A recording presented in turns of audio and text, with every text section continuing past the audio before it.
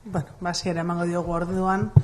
Egunon eta ongi etorriak, gerturatu zareten guzti bertsolari txapelketaren aurkezpen honetara, gurekin gaurkoan Asier Azpiro Ziztueta, bertso elkarteko lehendakaria eta bertso zale elkarteak antolatutako ekitaldi baten aurrean gaude, izan ere aldundiak babesten duena. 4 urtetik behin ospatzen dugun ekitaldi bat da, nahiz eta oraingoan 5 urte pasa diren, pandemiak jotak, gure plana guztiak eta arlo guztietan aldatu baitzituen, eta nik ezer gutxi kontatuko dizuet, Asierre kontatuko duelako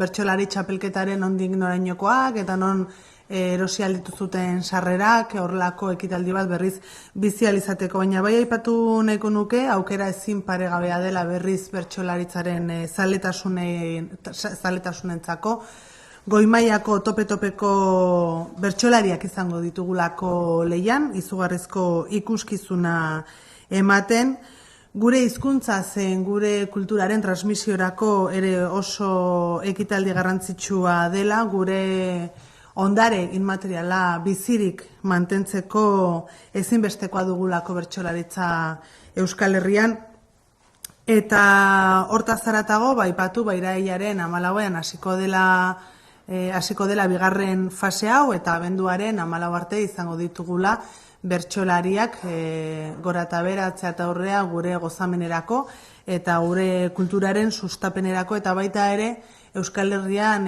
bertso eskoletan edo bertsolaritza ikasten duten 30.000 gaztetxo horiei beraien erreferenteak ere zuzenean ikusteko aukera izango dute urretsutik ilunbera 3 hilabete hauetan. Beraz, nik besterik ez daukat esateko momentuz, eta Asierrari pasako diot hitza eta eskertu egiten duzuten lana eta esfortzua tamaina honetako ekitaldi bat ere ospatzeko. Eskerrik asko, Goizane, eta eskerrik asko baizuri baita Foru Aldundiari ere, hainetxe dotorean hitza hartzen usteagatik. Gero zehatzago esango dugu, baina erakundeen kolaborazioa erabat beharrezko dugu tamaina honetako ekitaldiak antolatzeko, eta kasu honetan bereziki eskertu nahi dugu Gipuzkoako Foru Aldundiak eskaintzen digun laguntza. Enez gehiago luzatuko, baina pixka bat azalduko dute txapelketa nola antolatu dugun. Urte urreun berezi bat ere bada urtengoa, eta horri buruz ere arituko naiz. Irudia eta sintoniaren inguruan ere zertzelada batzuk emango ditut, eta bukatzeko txapelketa nun jarraitu daitekeen azalduko dut, eta baita ere eskertza batzuk zenbait erakunderi eta zenbait talderi. Esan bezala, txapelketa Goizanek esan du, 4 urtez behin jokatzen den ekimen bada, kasu honetan 2019an jokatu zen azkena, beraz 5 urte pasadia azkenekotik, tarte handia da, eta urten Gipuzkoak behar du, Gipuzkoako bertsolaritzaren ekosistemak behar du txapelketa hau, txapelketak beste gauza askoren artean bertso eskolak indartzen ditulako, eta pixkat mugimenduari arnasa ematen diolako.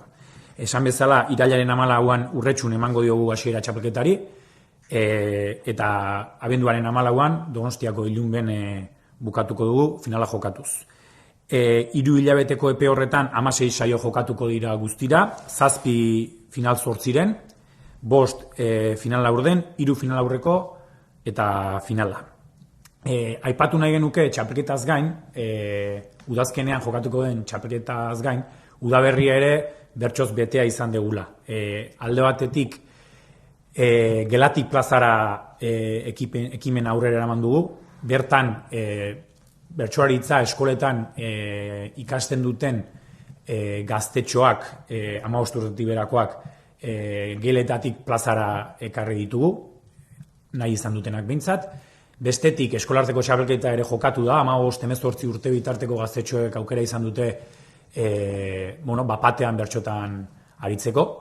Eta hirugarrenik, Gipuzkoa bertsotan deitu diogun ekimena ere burutu da. Ekimen hori Gipuzkoa bertsotan izan da, justu Gipuzkoako txapelketaren aurre sailkapen fasea. 74 bertsolarik parte hartu dute aurre sailkapen horretan, 2 bueltatara jokatu da, eta horrek esan nahi du 20 saio izan direla Gipuzkoako herri txiki askotan udaberrian zehar. 74 horietatik 34 lortu dute udazkeneko txapelketa sailkatzeko txartela, eta 34 horiei gehituko zaizkie orain dela 5 urteko txapelketan zuzenean sailkatzea lortu zuten 14 bertsolariak. Batzuk finalistak eta beste batzuk finalerdietan kantatu zutenak. Beraz, sailkapen fasetik sartu den 34ak eta orain dela 5 urte sailkapena lortu zuten 14ak, denera 58 bertsolari arituko dira Gipuzkoako bertsolari txapelketan, den helburu finala izango da, 8 bakarrik lortuko dute finalera iristea. Txapelketaren inguruan hori, pixka bat, bestetik aipatu nahi genuke, 50 garren urteurna dela urten, lehenbiziko umeen bertso eskolak sortu zirela. Urteurren borobila dugu.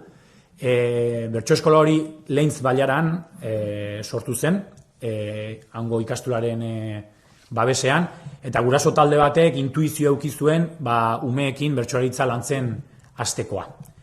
Guraso talde hortako batzuk zoritxarrez ez daude gure artean, eta ikasle izan ziren batzuk ere ez, baina aitortu nahi dugu haiek izan zuten intuizioa, lanerako gogoa, militantziarako sena, eta hein batean orduan bertso eskolak sortu zirelako gaude gu hemen. Eta urte hurren horrekin protagonismoa eman nahi diegu bertso eskolei. Bertso eskolari gabe ezin delako ulertu, gaur egun bertsolaritza daukan indarra. Bertso eskolari gabe, lehen esan ditudan ez Gelati plazara, ez eskolartekoa, eta ez txapelketa bera ere, tamaina hontan behintzat elirateke jokatuko hori ziurtzat eman genezake. Bertso eskola direlako, pixka bat transmisioa, belaunaldien arteko transmisioa baimentzen duten edo laguntzen duten taldetxoak. Hirugarrenik, irudia eta sintoniaren inguruan, aurtengo irudia Une Gaztelumendi Arandiak egina da, eta pixka bat lotu nahi izan dugu 50 garren urteurren horrekin. Hemen gorrian ikus dezakezuen irudia hau, argazki historiko batetik ateratako irudia da. Argazki historiko horretan, lehen aipatu ditugun Leintz Bailarako lehenbiziko ikasle haiek, gaur egun 60 urtera arrimatuta duen ikasleak orduan neska eta mutikoak zirenak, 12 bat urte izango zituzten. Ikasle haiek garai hartan bertso eskoletan edo lehenbiziko eskolarteko txapelketetan parte hartu zutenekin batera Uztapide bertsolari historikoa bisitatzera joan ziren, justu Uztapide hil baino hilabete batzuk lehenago. Eta argazki historiko bat atea zuten, Uztapide garai hartako bertso eskoletako neskamutilekin batera. Alegia, bertsolaritza historikoa lehenbiziko bertso eskoletako ikasleekin. Eta argazki historiko hortatik hartu du Nahi Gaztelumendik irudi hori, eta Gipuzkoa bertsotan ekimenean irudi gorria bakarrik erabildu dugu. Gipuzkoako bertsolari txapelketan berriz, irudi gorriari urdina ere gehitu zaio, jende anonimoa, aurpegi anonimoak sartu nahi izan ditugu, bertsolaritzaren transmisioa, belaunaldi artekotasuna, aniztasuna, jendearekin daukan konexioa irudikatu nahian. Beraz, lehenbiziko bertso eskolei omenaldi eginez, gaur egunera ekarri dugu irudi hori. Eta pixka bat zehatzago edo amaitzen hasteko, txapelketako sarrera gaur bertan jarriko dira eskuragai jende guztiarentzat bertsosarrerak.eus atarian, eta saioa jokatuko diren herrietan ere fisikoki egongo da erosteko aukera. Beti bezala bertsozale elkarteko bazkideek eta 18 urtetik berakoek onurak izango dituzte prezioetan, eta beraz animatu nahi du jendea lehen gustoko dituen saioetako sarrerak erostera. Hortaz aparte txapelketaren jarraipena egin halko dute bertsozaleek, bai edabide, bai edo nork toki desberdinetan. Alde batetik bertsozale elkartearen webgunean, bertsozale.eus webgunean, Gipuzkoako bertsolari txapelketak, bere atari propioa izango du, bertan informazio guztia agertuko da. Hortaz aparte, bertsoa.eus edabideak ere jarraipen berezia egingo dio txapelketari, saioen laburpenak ongo dira, bertsoaldi aukeratuak, eta hor fasez faseko jarraipen hori egongo da. Eta sare sozialetan ere, Twitterren, Facebooken eta Instagramen ere gure toki izango dugu, hashtag GBTIXA24 erabiliz. Beraz, nahi duenak, hor izango ditu, bai parte hartzaileen informazioa, bai fase batetik bestera norri garo den, zelan egin beharko dituzten bertsolariek, eta pixka bat jarraipen osoa egongo da hor ikusgai. Eta amaitzeko, babesleak eta laguntzaileak aipatu nahi ditut, bertsozale elkartearentzat, kasu honetan, Gipuzkoako bertsozale elkartearentzat erronka handia da magnitude honetako txapelketa bat antolatzea, eta hortarako esan bezala, bai erakundeen eta baita beste talde batzuen lana ezinbestekoa dugu.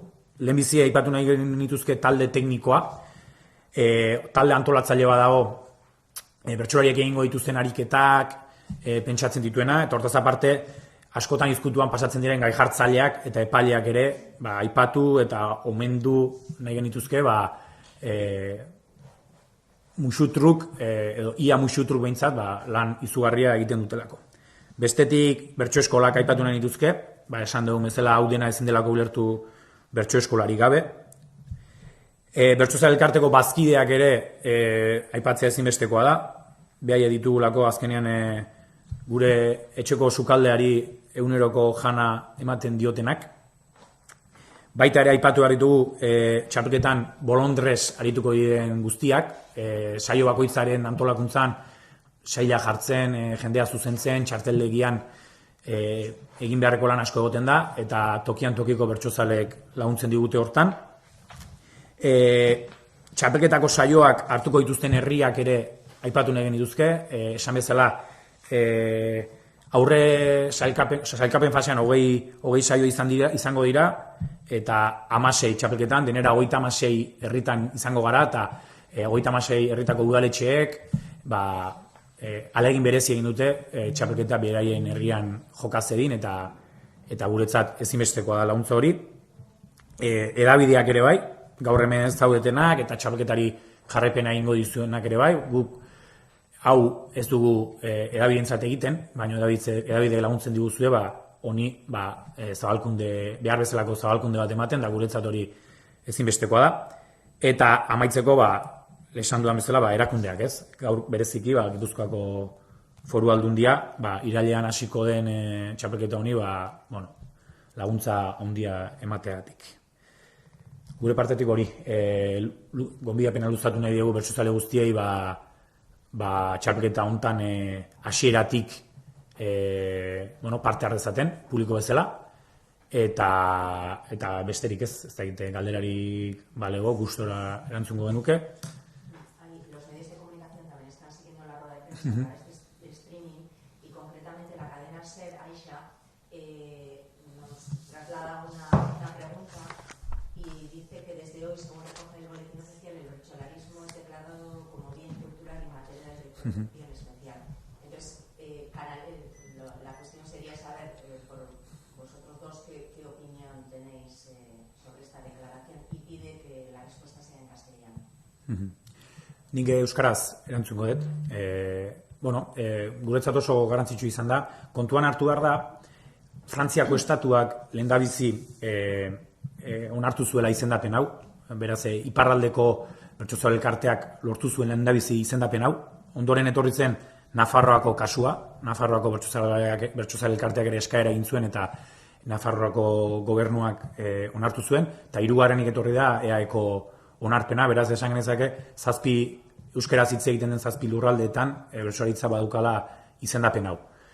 Guretzat garrantzitsua da, egunero egiten dugun lanari onarpen bat ematen diolako, eta bertsolaritza berari ere, ez dakite, ematen diolako estatus bat, oso kultura adierazpide herrikoia izanagatik ere, eta guk herrigintzan eta herri mailan ikusten dugu bertsolaritza, baina ez dago sobran, kasu honetan etorri den aitorpen hori ere, pixkat maila baina instituzionalagoan egiten den aitorpen hori ere, guk egia esan oso gustora eta begionez hartu dugu.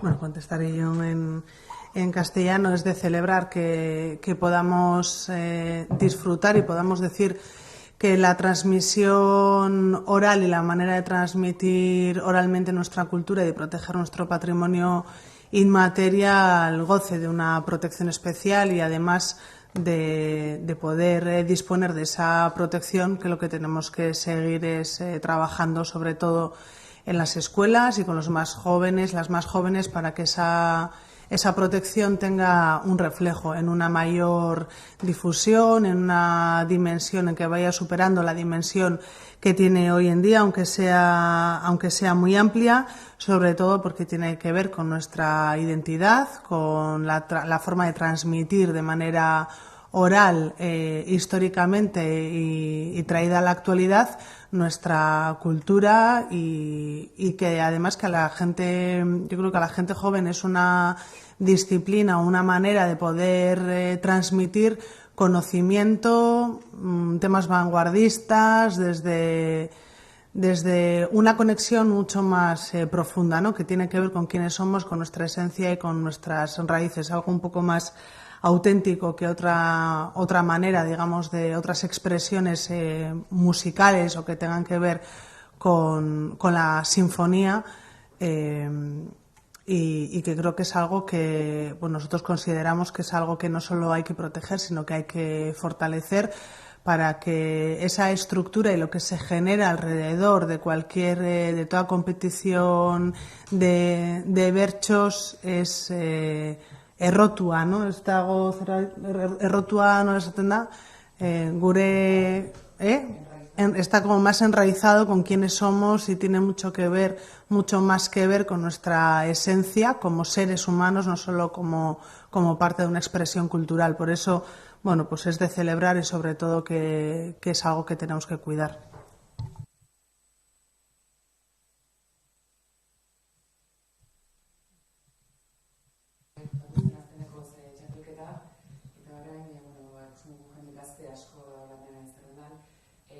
Zaldike, belaunaldi aldaketa bat egon dela, zer errako pertsolariak hariko dira oine eta hontan,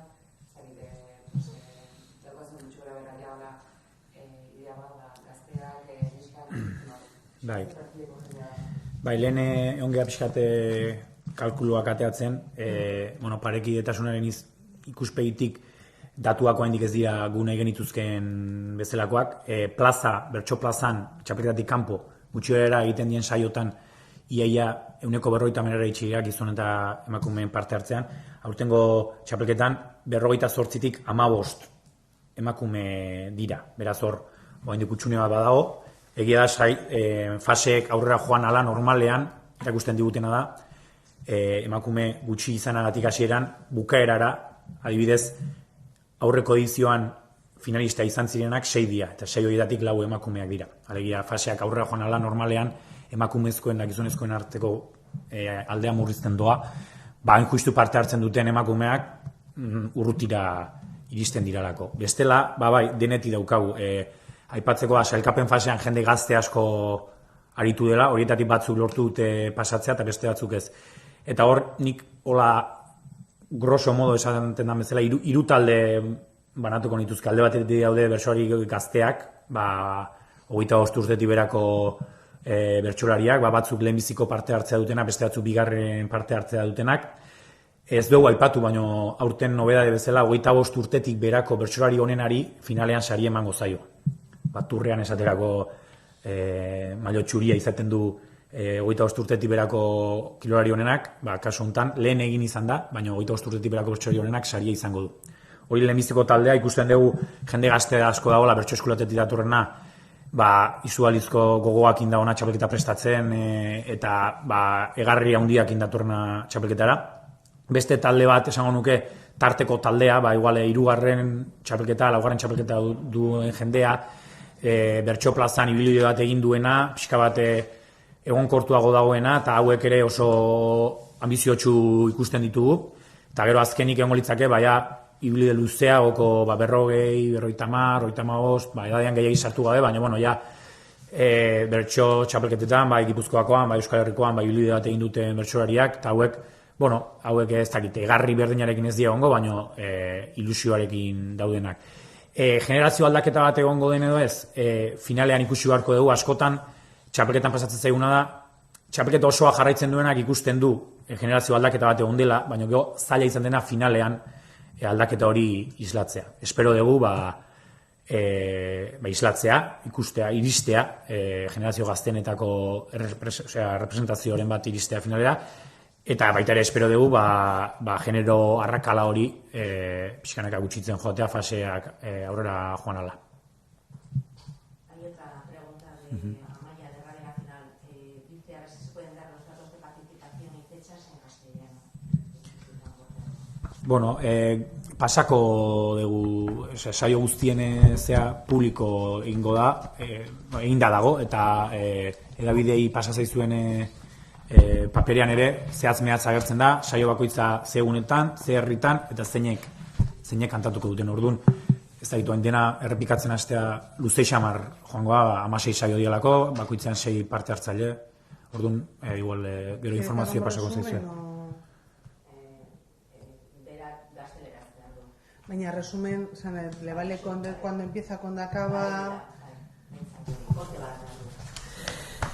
Vale, recordar que empieza el 14 de septiembre en Urrechu, que terminará la competición el 14 de diciembre en Illumbe, que en total han sido 74 bercholaris los que han participado en la fase de primavera, de los cuales han pasado a la segunda fase de la chapelqueta que se organiza para otoño, pasarán 34 y a los 34 se les sumarán los 14 de la edición anterior. Por lo tanto, serán en total 48 participantes y, como bien decía Asier, todavía, si bien existe una brecha de género en el comienzo, digamos, en las primeras fases de la propia competición, sí que hay que resaltar que según se va produciendo el avance en la propia competición, pasamos de octavos a cuartos, a semifinales y a finales, la incorporación de la mujer está siendo mayor y, por lo tanto, esperemos ver una final mucho más igualitaria también en este aspecto.